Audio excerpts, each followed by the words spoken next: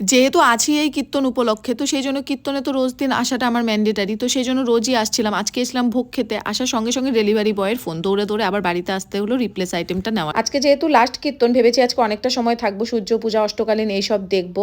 তো বাবানও আজকে good boy হয়ে একদম কীর্তন শুনছিল, ও খুব মজা পাচ্ছিল। আসলে আমরা এই আগের থেকে ভয় পেয়েছিলাম যে ও থাকবে কি।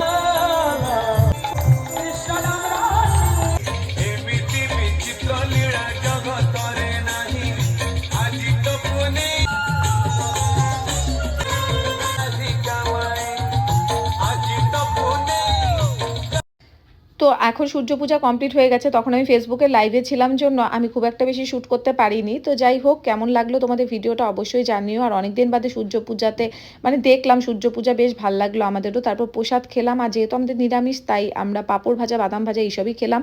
আর এখানে সূর্য খেলো ঘুগনি, আর বাড়িতে আসার সময় ভেজ সিঙ্গারা নিয়ে চলে আসি। দেখা হবে নেক্সট ব্লগে।